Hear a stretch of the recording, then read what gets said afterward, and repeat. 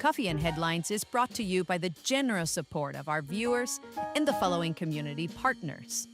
Best Cord Cutting TV, Before It's Tax Preparation, Bravo's Restaurant Bar, Casa Samtonieta Ingielapa, El Rey Lounge de Versalles, John Boutique Hotel and Co-work, Monzon Brewing Company, Puerto Vallarta Neurofeedback, Owners Reps Puerto Vallarta, and Siam Cocina Thai. Thank you for your support, and thank you for supporting our community partners.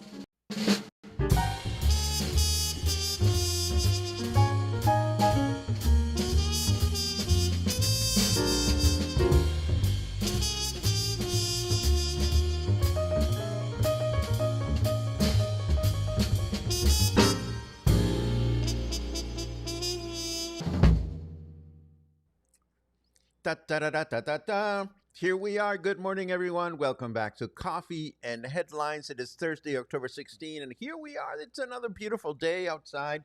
The sun is out. There are no hurricanes around. There is no wind, no rain. Everything seems to be in order. Let's hope it stays that way for a day or two. I hope you're doing good. Today is a great day. I have some news. I have some updates, a little bit of this, a little bit of that. So we're going to get started before I get into your comments, which are starting to come in, and they look really fun already. So let's just bounce into news mode and see what's going on. And we start with optimism from the Puerto Vallarta Tourism Board. They held an event called Que Pes, which is a way of saying what's up, what's going on. This was an event where the attractions of our city were presented to more than 50 travel agents from Guadalajara. And this event has been very successful for 3 consecutive years. And it's a great opportunity for the Tourism Bureau to share Vallarta's tourism offers, Vallarta's gastronomy and culture with the Guadalajara market. And of course, connectivity between Guadalajara and Puerto Vallarta has been strengthened thanks to the new highway, which allows the trip to be made in just 3.5 hours, as well as daily connections offered by Viva and Volaris Airlines, which operate from the city of Guadalajara. So these events and this availability of options to get here promise to boost tourism during the end of year holidays. And of course, it is expected that Puerto Vallarta will not only continue to be one of the favorite destinations for Guadalajara residents, but will also experience a significant increase in national tourist arrivals during the upcoming winter season. And I want to let you know that the Jalisco Health Ministry, together with the institutions of the health sector, have launched the 25-26 winter season vaccination campaign. I'm talking flu shots here. The director of our health region, Jaime Alvarez Sayas, indicated that in Puerto Vallarta, the goal is to apply more than 50,000 flu vaccines until March of 2026. He calls on the population to go to the nearest health center to receive the vaccine for free, quickly, and safely. And you know what they say? It's just a little prick. Where's my boom for me to play a funny... See, I take too long to do these seemingly funny things. Well, they're funny to me anyway. Anyhow, if you're in town visiting and you were hoping for your close-up shot in front of the Puerto Vallarta letters, you may not find them where they usually are. The popular letters spelling out the name of our city, traditionally located on the Malecón, were recently removed due to the strong waves that have affected the coastal area in recent days. Municipal authorities have reported that the decision was made as a preventive measure to avoid damaging the letters and protecting passersby. The relocation of the letters was done temporarily, and they're currently installed in front of City Hall, where they don't look as pretty as they do in front of the ocean, but where they continue to be a point of interest for tourists and locals. So if you're looking for the letters, they're just half a block away. At the same time, it's good to know that the Jalisco State Civil Protection and Fire Department, in coordination with federal and municipal authorities, continue cleanup and recovery efforts in the areas affected by the flooding that occurred last weekend here in Puerto Vallarta. With the support of heavy machinery sent by the state government, emergency teams are removing mud, trash, and logs that were blocking various canals in the municipality. These efforts aim to restore the natural flow of water and prevent further overflows, as well as to ensure the proper functioning of the stormwater drainage system, which will reduce risks in the event of future rainfall. In other words, clean after yourself, put your trash where it belongs, don't just dump it in those canals. And of course, as long as we're talking about Mayor Munguia, it is worth remembering that he's going to be in town today to kickstart the improvements going on around the Malecon. And speaking of mayor, I'm talking about not Mayor Munguia, I'm talking about Governor Lemus, who's going to be in town today. And of course, speaking of Governor Lemus, during a meeting with medalists from the Jalisco national team who participated in the 2025 Paralympics, Governor Lemus announced the upcoming construction of a high performance center in Puerto Vallarta. The governor explained that our city was chosen as the venue for the event. The facility currently does not exist in the state and is essential for athletes competing in such venues. Why? Because it is good, apparently, to train at sea level. The governor explained that although the project has already been approved, construction will begin only after the 2026 World Cup, as the World Cup organizers requested no construction work be carried out during the event to avoid risks to visitors. So construction is estimated to begin in July of next year. And that takes care of our first block. Let us turn over to snarky weather just to see what's going on out there and what we can expect. Oh, snarky weather says it's decorative gourd season, meat bag. And I say, whatever. It is 29 degrees out there.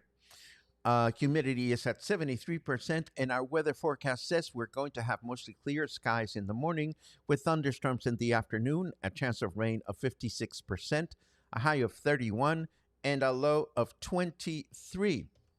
Tomorrow, mostly clear skies in the morning with thunderstorms in the afternoon, a chance of rain of 55%, a high of 31, and a low of 23.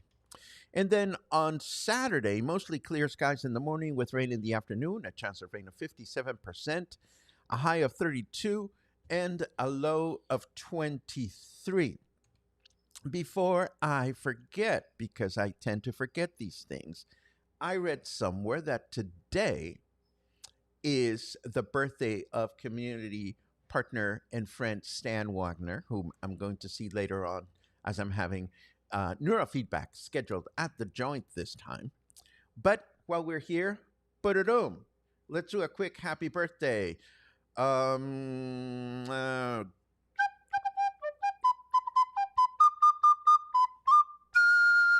Ready?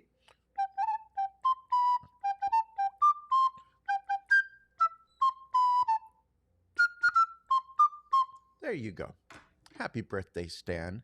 Moving right along, I want to let you know that I conducted two great interviews yesterday at the Spotlight. And if you read my post on Facebook right before we started today's interview, I have to tell you that every interview is an invitation to reflect.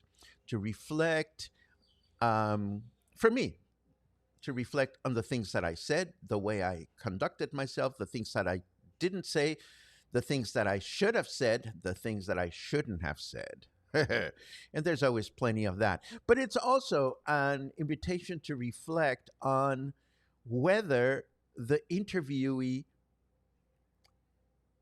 delivered and whether they delivered enough information for me to entice you or for them to entice you. And there's all kinds of adventure there. Sometimes things go well, sometimes not so well. Sometimes interviews are great, sometimes they're not.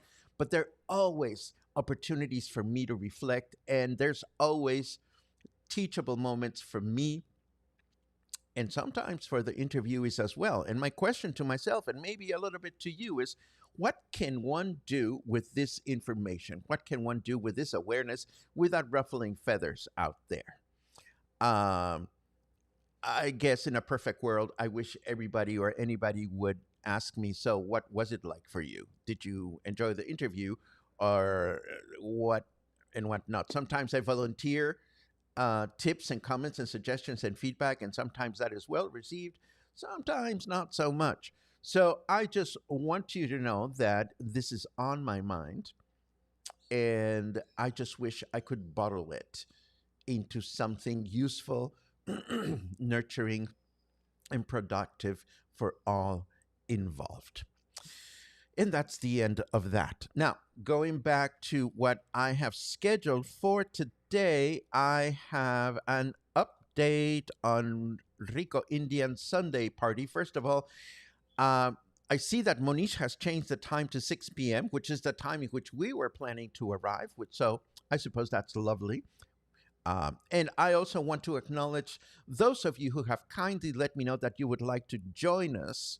So far, it's me and Lars and Betsy Ann and Claude and Mike and Jim and Desiree and Steve were so kind to send me a nice note on email. So in case you missed yesterday's broadcast, this is an informal, impromptu, small meet and greet for us to have dinner together and also support this special event to help Rico Indian go through the rest of the summer season and continue to prosper. And we want to be there because to we want to take part on nurturing change. And if having dinner on Sunday at Rico India brings forth nurturing change, then let's feel good about that and let's make it happen. So, if between now, we're going to continue to mention this, and if between now and then you choose to join us for this impromptu meet and greet, just let me know. And I'll continue to mention it in the show notes so that we or I can in turn keep Monish well advised of how many people are going to be there. It is only fair. We can help the event flow by at least RSVPing. I actually don't know if he's going to get a ton of people, but I know that those of us that are going to be there are going to be there with the best intention to make a difference. Speaking of making a difference, you may be wondering about this event. What a drag. They say it's the most anticipated event of the year, and they're starting to make noise about this. It's going to happen on Sunday, March 8th of next year. That seems like a long time away, but when you're putting together a ginormous event, it takes that much time to make it happen. And here to tell us a little bit more about how the event is going to shape up for this year, I have this lovely interview to share with you with the artistic director for this year, Juan Alvarado. Take a look.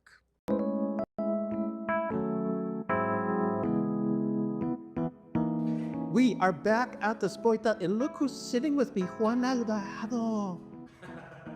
Wow, what a pleasure to have you. Thank you.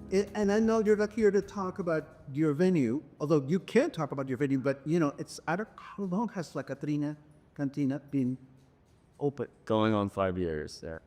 I've been watching you on social media, and you guys are doing so much stuff. Thank And what I love the most about your venue is that you've created your own sense of community there.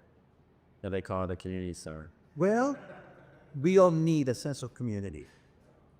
And I heard through the grapevine that you have a new job. A new job. Oh, yeah, so we're talking about today. Yeah. Did you get the memo? You have a new job? Yes. Tell me about it. Okay, well, What a Drag, which is probably the most popular and biggest charity event in Vallarta every year. It's been going now for 12 years, and I started out with them in the beginning and then kind of stepped away with La Katrina not doing as much because I was so busy. But this year they asked me to come back in, and I'm actually going to be producing the event. For people that are not familiar with what a drag, would you please? So What a Drag is a fun show where we take straight men and dress them up in drag, and we give them a fairy drag mother to produce their show, and all the money that's raised goes to benefit a women's shelter. Let's see, the name changed recently. They call it, Casa de Esperanza. Casa de Esperanza, yes. So it's a fundraising event Yes, it's a fundraising event. that takes place at. At Theater Teatro Vallarta. You started out at Act 2 for I think like 3 years, and then for the past 9 years they've been having it at Teatro Vallarta because there just wasn't any venues big enough to hold all the people that go. Every year it's like record numbers. Teatro Vallarta holds over 900 people. Do you guys sell out? Just about. Last year, I don't know, did you? Last year? 600 and something, so almost. But I have a feeling this year we're going to sell out. Why? Well, because everyone knows about it. It's a fun show. We've got such great contestants this year. As a matter of fact, one of La Catrina's bartenders is going to be competing. And I think La Cantina, Margarita, one of their bartenders is going to be in it. So there's just a lot of hype. And every year it just gets bigger and bigger. So I'm pretty sure it's going to be a sold-out show. So get your tickets early, which, by the way, are going on sale mid-November. Tickets go on sale on November. And the event is in March 8th. March 8th. Yes, it's a Sunday. So this is our first of hopefully more updates on the event because it's early. This is a good time to let people know what the specifics, well, not the specifics, but at least the date. Yeah. Based on what's been going on in the past year or two, are there new things that people can look forward to at this year's event, or these changes, or is it too early to ask? Well, every year we come up with a different theme for the show. This year, since I love disco, it's going to be Studio 54. And you're welcome to come in costume. We'll have tons of great music playing and great entertainers singing. We haven't selected all the entertainers yet, but Amy Armstrong is the host. And then there'll be other entertainers who will also sing at the event aside from the people competing. Yeah, we have 7 straight men who were going to dress up in drag, and they have a full production. So if you've never been to this, I would encourage you to go on Facebook and look up What a Drag, and you're going to see previous year videos. This is a huge production. There's dancers, backup dancers. It's a fun show. And then you get to see the competitors as men first. We usually have like a photo of them. Okay. And then they come out in drag, and it's just hilarious. Yeah, that sounds. Many of them are just unrecognizable. And a lot of them are prominent people here in Vallarta. And have all the contestants been selected? Yes, we have 7, and they've already been selected. And we have a fairy drag mother for each of them. Each of them gets a makeup artist. And we have costumes being made and choreographers, and it's a bunch of. Where can people stay in touch with What a Drag? Like between now and then, is there a website? Or I would recommend going to Facebook, to the What a Drag page. That's the official page there, and there'll be updates. Excellent. And I believe the website is on there, so you can actually see on the website. But I think the Facebook page, if I had more updates faster, easier. Of course. And we'll share that information as we edit the broadcast. What else are we missing at this stage of the game? What are you missing? Well, mark it on your calendars. Make sure you get tickets. We'll be posting on that the different places that you can buy tickets. Sometimes you can buy them online, and Nacho Daddies, usually you can get them. And I'll see if we'll probably have some at La Catrina. And you can always add to your donation, and there's different levels of tickets. And remember, this money goes to support a great cause. It's a shelter for battered women here in Jalisco, and it's really done great things for the people who have stayed at the shelter and have moved on, because this charity or this organization actually helps the women and their children get out of violent situations and educate them and train them. So it's not just a place for them to escape the violence, it's also to help them start a new life. That's wonderful. Well, what I have to congratulate you for being back at the helm of this event. I love disco, so I'm tempted to go. I've already ordered my disco outfit. Oh, good for you. But don't promise me one thing. Promise me that you will come back and tell us more about all the wonderful things you're doing at Katina, and most certainly tell us more about what you're doing with and for What a Drag. Awesome. I will. And remember, if you show up, you get to vote. So you get to vote for your favorite, okay? And there are prizes for the contestants who have gone through the trouble of tucking and putting on makeup. You make the stray guys talk? They have to. You know, they got to see what it feels like to be a woman. Hey, okay, for those of you that don't understand that last bit, It's hiding their bits. don't give it away. Don't get away. Instead, come back in a month. Come back in a month and let us know how things are going so that we can create some sense of anticipation. All right. Juanito, it's a pleasure. Thank you, and thank you for having me.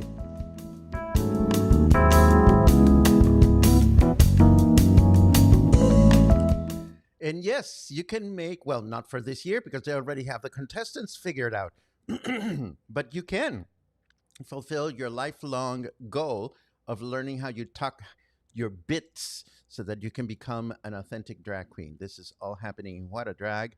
We didn't hear much about the organization, but hopefully, the organization that they're benefiting, but hopefully we'll have a deeper appreciation of why this is going on in future interviews. So that's what we have. Let's, sure, why not? It's a week from today. Bam.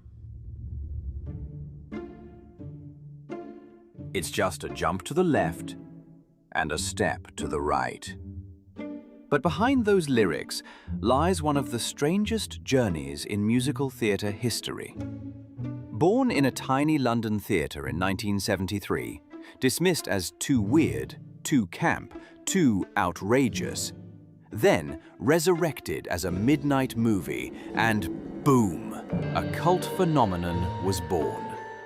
Fishnets, glitter, toast, and audiences who didn't just watch the show, they became part of it. For 50 years, the Rocky Horror Show has defied rules, bent genders, and turned science fiction B-movies into rock and roll magic. And now, music storyteller Paco Ojeda takes you on a wild ride through the songs, the scandals, and the sheer fabulousness of it all. So, dust off your corsets, polish your pearls, and remember, don't dream it, be it. The date is on Thursday, October 23rd at 5 p.m. at the Joint Boutique Hotel and Co-work. Tickets are 300 pesitos per person, available at the front desk.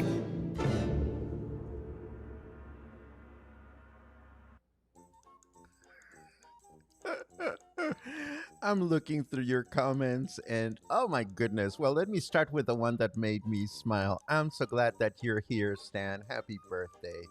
I look forward to giving you a big, monstrous bear hug in just 3 hours. No, 2 hours. 2 hours. I hope your day is already wonderful.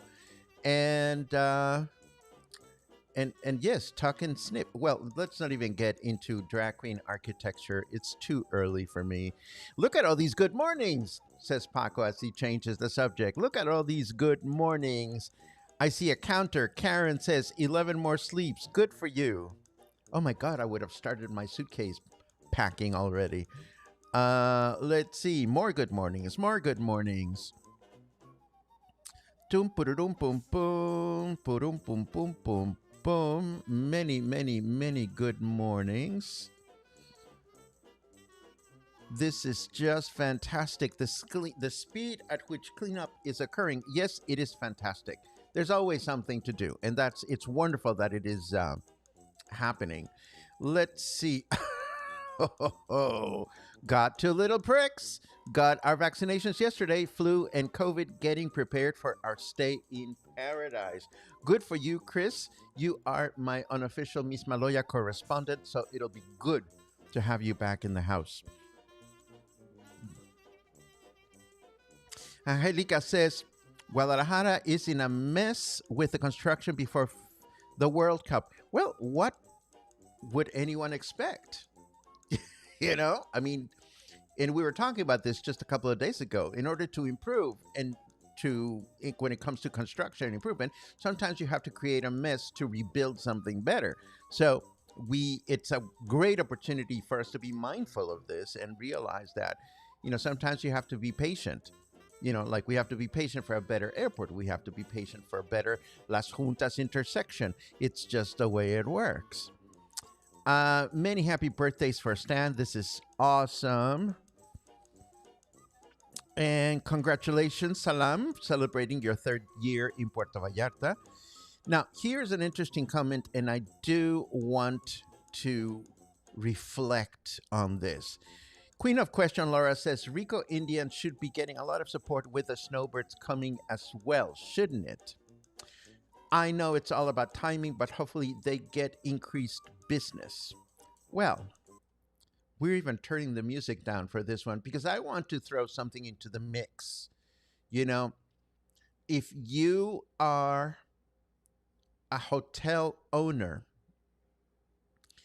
wondering why you have to bring down your room rates because otherwise they're not selling, if you are an Airbnb owner and wondering why your unit is not being rented, if you are a restaurant and are wondering why you're not getting as many clients as before, if you are a live broadcast producer that broadcasts 6 days a week and all of a sudden you notice that your subscribers are decreasing, that means we're not taking good care of ourselves. Now, as I walk, and I'm sorry if I get into this muse moment, as I walk through Versalles, I realized that if I wanted to feature one Versalles restaurant a week here in Coffee and Headlines, forget about the rest of the city, just Versalles alone, there wouldn't be enough weeks in a year to feature all the restaurants and eateries available in Versalles alone. So there's a lot of density of offer. There's a lot of condos to be rented. There's a lot of hotel rooms to be reserved. There's a lot of restaurants to choose from. And there are more sources of information for you. And these are just 4 scenarios in which, yes, the arrival of snowbirds and the arrival of the winter season does help. But anyone, myself included, doing business expecting things are going to be back to normal in the winter months without doing a little bit of self-awareness and self-analysis on what am I doing? What can I do to increase awareness of what I do? How can I stand aside from what everybody else is doing? Anybody that is not doing that for our own pursuits, we're not giving our pursuits the attention that they deserve. So I'm not trying to burst anybody's bubble. I wish that all of us will have an amazing year or season or whatever you want to call it. But it really does take some exercise to be mindful of what's going on beyond our businesses and our projects and see that the city is changing, it's growing, there is more offered to choose from, more options to choose from. And you tell me what you think about all of that in your comments. And I'm going to bring the happy music back on. Boom. There you go. Let's see what else. Boom, boom, boom, boom. Karen says, I am prepacking. I love prepacking. And thank you, Michael, for that. Many new restaurants opening or open, but there's lack of marketing. Can't wait for them to just show up. And that's the point that I was making just now. We can't go about this business as usual if we really want to honor our own projects. And that's just my 2 cents. Let's see. Here, says Deb Danaher. And also preparing for the low season is essential. Hello. Thank you for that, Deb, because I mean, we get to low season and people start rolling their eyes. And it's like, oh, well, here's low season again, or summer season, or whatever you want to call it. Well, we also have 6 months to prepare for that. And I'm happy to say that I had a great summer season. Although I am seeing a decline in my membership. I still don't know if this is because of summer and if numbers are going to come back up, or if it's because the current global situation, or maybe I'm just not as interesting as I used to be. Could be a little bit of everything, but trust me, I am being mindful, no pun intended, of the nature of what I bring to the table. And I'm always grateful to hear from you and learn about things, features, topics that make you come back to Coffee and Headlines day after day. You have no idea how much your feedback means to me, because it means that it keeps me in the game. And the game is to stay connected, to keep you connected, and to hopefully develop a better community. So with that said, it is time to say see ya. I'm going to start editing yesterday's interviews, and I'm going to continue with work. And always, I'm going to be grateful for the time that we spend together every morning and your support, so that we can continue producing Coffee and Headlines and all these other projects that we're interested in. Have a great Thursday, and I'll see you back tomorrow morning. Take care.